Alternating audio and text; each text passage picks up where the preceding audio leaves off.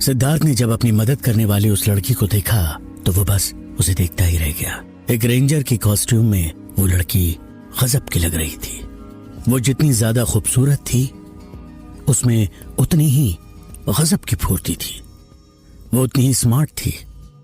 उसके पास एक tool bag था।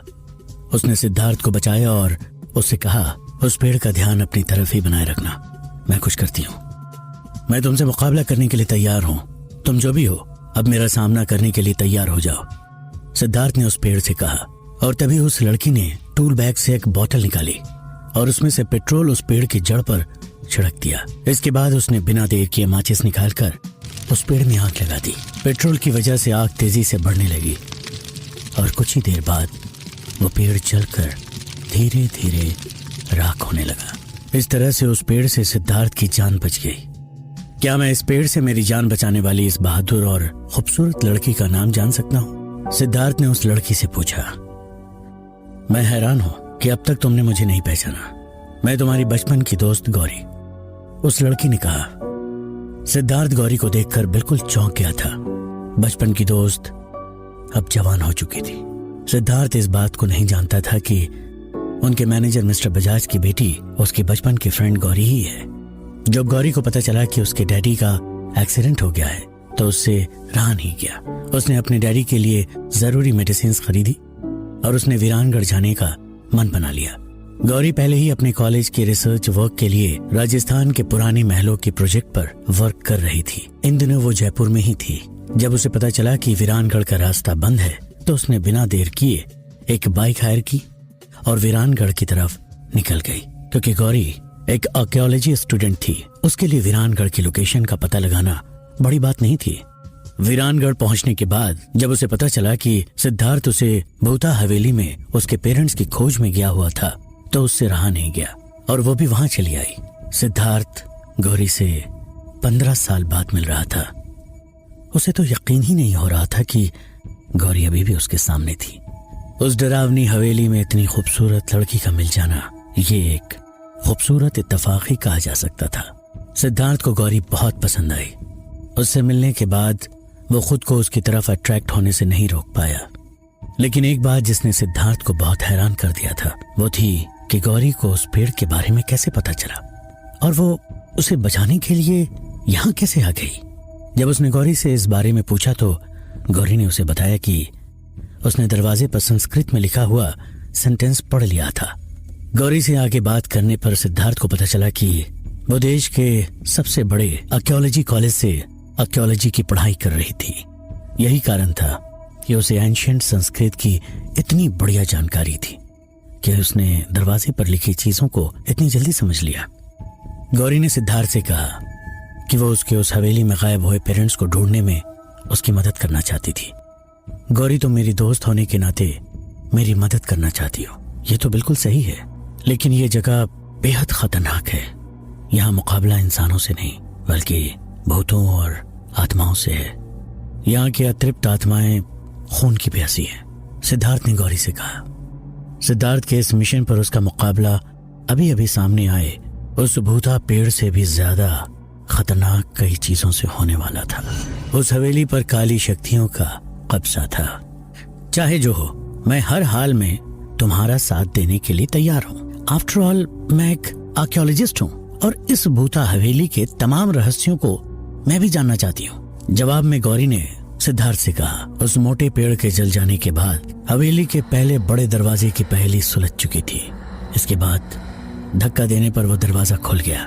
उस पुराने दरवाजे के खुलने पर एक अजीब सी डरावनी आवाज थी। गौरी और सिद्धार्थ के साथ उस बूढ़े बाबा ने भी उस हवेली के अंदर कदम रखा। हवेली के बारे में एक सच ये भी था कि वहां दिन के वक्त गए लोगों की जान तो नहीं गई थी, लेकिन या तो वो लोग पागल हो चुके थे या मौत से बदतर जिंदगी जी रहे थे। सिद्धार्थ और गौरी दोनों को ही इस बात की परवाह नहीं थी क्योंकि वो लोग इस बात से अनजान थे, लेकिन ये सच्चाई वो बूढ़ा बाबा जानता था। जैसे ही वे लोग अंदर पहुंचे उन्होंने देखा कि उस हवेली में बहुत सारे दरवाजे हैं और वो भी सभी बंद पड़े हैं। वह हवेली अंदर से किसी महल की तरह जगमगा रही थी। अंदर से सब कुछ बिल्कुल साफ सुथरा और खूबसूरत दिखाई दे रहा था। अंदर बहुत ज्यादा सन्नाटा था। यह सब देखकर उन तीनों की हैरानी का ठिकाना नहीं था। उन्हें महसूस हुआ कि शायद हर एक दरवाजे के खुलने के बाद अंदर का नजारा ऐसे ही खूबसूरत नजारे में तब्दील हो जाता होगा। लेकिन उन्होंने महसूस किया कि उस वक्त वह अंदर की खामोशी बहुत अजीब थी। वे तीनों अपने दिल की धड़कन को भी सुन सकते थे। ऐसा कैसे हो सकता है? जिस हवेली के बाहर इतना ज्यादा मनहूसियत हो, वो अंदर से इतनी शांति और सुंदर कैसे हो सकती है? गौरी ने कहा। गौरी के ऐसा कहते ही उसकी आवाज वहां जोर जोर से गूंजने लगी। हवेली में लगे तमाम शीशे जोरदार आवाज के साथ टूटने लगे। खुद को बचाओ, नीचे बैठ जाओ, सिद्धार्थ ने चिल्लाकर कहा। कोई नहीं बचेगा, तुम सब मरोगे। ये कहते हुए एक औरत की आवाज वहां गूंजने लगी।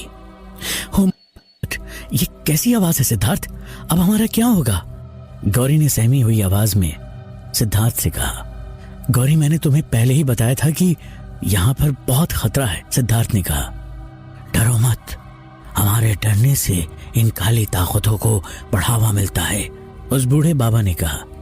इसके बाद वहां पर जोर जोर से किसी औरत की हंसने की आवाजें सुनाई देने लगी। तभी उस बूढ़े बाबा ने उसके कुर्ते में से कुछ सरसों के दाने निकालकर कुछ मंत्र पढ़ने के बाद उन्हें वहां आसपास फेंक दिया। उनके ऐसा करते ही सब कुछ दोबारा वापस शांत हो गया। इसके बाद उनकी नजर ठीक सामने वाले दरवाजे पर पड़ी। उस दरवाजे पर हल्दी कुमकुम के बने पंजों के निशान दिखाई दे रहे थे। पहले ही की तरह इस दरवाजे पर भी कुछ लिखा हुआ था, जो कि अभी साफ नहीं दिख रहा था। वे लोग उस दरवाजे की तरफ बढ़ने लगे। दरवाजे के पास पहुंचने के बाद गौरी ने अपने टूल बैग में से एक ब्रश और एक लिक्विड निकाला। उस लिक्विड को छिड़कने के बाद उसने उस ब्रश से दरवाजे को साफ करना शुरू किया। गौरी के उस दरवाजे को छूते ही वो दरवाजा जोर जोर से हिलने लगा। ऐसा लगने लगा जैसे उस दरवाजे को पीछे से कोई जोर जोर से ठोक रहा हो। उसके पीछे से एक दर्द भरी चीख सुनाई दी और दरवाजे के पीछे से खून निकलता हुआ दिखाई देने लगा। इसे देखकर उन तीनों ने डर कर अपने कदम पीछे हटा लिए। इसके बाद जब वहां कुछ देर कुछ भी नहीं हुआ तो हिम्मत करके वो तीनों दोबारा आगे बढ़े। गौरी ने जब उस दरवाजे को साफ किया तो उन्हें वहां दोबारा संस्कृत भाषा में लिखे हुए कुछ शब्द दिखाई दिए। वहां पर लिखे उस सेंटेंस को उसने सिद्धार्थ और बूढ़े बाबा को समझाना शुरू किया। दरवाजे के ऊपर की पेंटिंग अभी है अधूरी, तोड़कर मिट्टी, जलाकर छत, कर दो उसको पूरी। ये कैसी अजीब पहेली है। कोई भला मिट्टी को कैसे तोड़ सकता है? दरवाजा भी कांप ही रहा था। उस पर लटका ताला जोर जोर से बज रहा था। जैसे ही उसे पढ़ने के बाद गौरी ने ऊपर की तरफ देखा, एक बड़ी सी पेंटिंग ऊपर से उसके सर पर गिरी। लेकिन खुशकिस्मती से वो गौरी के सर पर ना गिर के गौरी के पैरों पर गिरी। वो एक पतले काले पत्थर पर बनी हुई पेंटिंग, जिस पर लड़की की खूबसूरत फ्रेम लगी हुई थी। ओह गॉड, बहुत दर्द हो रहा है, कोई जल्दी से इसे मेरे पैर से हटाओ, दर्द से कराहते हुए गौरी ने कहा। गौरी, मैंने पहले ही बोला था, लेकिन तुमने मेरी एक नहीं सुनी, सिद्धार्थ ने उस पेंटिंग को हटाते हुए कहा। हालांकि गौरी को दाहिने पैर के अंगूठे पर थोड़ी चोट आई थी, लेकिन अचानक हुए इस हादसे से गौरी को घबराहट और दर्द की वजह से चक्कर आने लगा और वो धड़ाम से नीचे गिर गई। सिद्धार्थ और बूढ़ा बाबा दोनों भी घबरा गए। सिद्धार्थ ने गौरी को सहारा दिया तो गौरी ने उसे बताया कि उन्हें आगे क्या करना है। गौरी ने बताया कि उस सेंटेंस में एक क्लू दिया गया है, उसमें एक टूटी हुई पेंटिंग का जिक्र है। मुझे लगता है शायद ये वही पेंटिंग है, ये हमारे लिए एक हिंट है, गौरी ने कहा। गौरी के पैर में अभी भी दर्द हो रहा था, लेकिन वे तीनों मिलकर इस पेंटिंग को ध्यान से देखने लगे। गौरी, तुम्हारी बात सही है, लगता है यही वो पेंटिंग है जिसका कोना टूटा हुआ है, मतलब वो अधूरी ही है और काले पत्थर से बनी है, सिद्धार्थ ने कहा। लेकिन उस पहेली में लिखी बाकी बातें बहुत अजीब है, क्या तुम्हें कुछ समझ आ रहा है? तोड़कर मिट्टी, जलाकर छत, कर दो उसको पूरी। आखिर कोई छत को कैसे जला सकता है, और मिट्टी को कैसे तोड़ा जा सकता है? सिद्धार्थ ने गौरी से पूछा। सिद्धार्थ, मुझे लगता है कि हमें सबसे पहले इस पेंटिंग में दिखाई दे रही जगह को तलाश करना होगा। शायद वही हमें कोई क्लू मिल जाए। उस पेंटिंग में एक पहाड़ था और उसके नीचे फैला हुआ सूखे घास का मैदान। जब उन लोगों ने उस पेंटिंग के बारे में इस सच का पता लगाया और वे उसे गौर से देख ही रहे थे, तभी उस पेंटिंग में से एकदम से बहुत सारे चमगादड़ बाहर आने लगे। वो चमगादड़ उन तीनों लोगों पर अपने पंजे और चोंच से हमला करने लगे। गौरी, अपने आप को बचाओ, सिद्धार्थ ने कहा। बूढ़े बाबा ने कहा, अरे जल्दी यहाँ से भागो, नहीं तो ये चमगादड़ हमें नोच खाएंगे। जल्दी से दीवार पर लगी वो मशाल उठाओ और उनमें आग लगाओ। ये रोशनी बर्दाश्त नहीं कर पाते और आग से हम इनका मुकाबला भी कर सकते हैं, बूढ़े बाबा ने कहा। इससे पहले कि सिद्धार्थ वहां रखी मशालों को जला पाता, वे चमगादड़ मेन डोर के सामने इकट्ठा होने लगे। वहीं हॉल में एक बहुत बड़ा घंटा टंगा हुआ था जिसकी रस्सी नीचे लटक रही थी। सिद्धार्थ को लगा कि शायद इससे काम बन जाए और बिना देर किए वो उस घंटे को जोर जोर से बजाने लगा। घंटे के जोर से बजते ही सारे चमगादड़ हवेली के ऊपर की एक खिड़की से न जाने कहां गायब हो गए। बाबा, क्या आप इस पहाड़ के बारे में कुछ जानते हो? सिद्धार्थ ने पूछा। हाँ, गांव के बाहर दक्षिण की तरफ लगभग 3 किलोमीटर दूर ऐसा ही एक पहाड़ मौजूद है और वहां ऐसा ही घास का मैदान भी है। मुझे लगता है हमें बिना देर किए वहां पर पहुंचना चाहिए, बाबा ने सिद्धार्थ से कहा। वे तीनों ही उस क्लू को लेकर बहुत हैरान परेशान थे। उस पहाड़ की तरफ बढ़ते वक्त वे लोग मन ही मन सोच रहे थे कि उस पहेली में लिखी हुई वो सारी बातें कैसे संभव हो सकती है। जैसे कि वे लोग उस पहाड़ पर पहुंचे तो उन्होंने देखा कि वहां पर एक किसान की झोपड़ी के अलावा और कुछ भी नहीं है, बस सूखी हुई घास ही फैली हुई थी। उस किसान की झोपड़ी बांस और घास की बनी हुई थी। वे लोग हैरान थे कि क्या उन्हें वो पूरा का पूरा पहाड़ खोदना पड़ेगा। ये कैसे हो सकता था? वहां तो कहीं मिट्टी का नामो निशान भी नहीं था। तो फिर वो लोग मिट्टी को तोड़ते कैसे? उस पहाड़ पर तो पत्थर की चट्टानें ही थी। अब कैसे करेंगे वे तीनों इस मिशन को पूरा?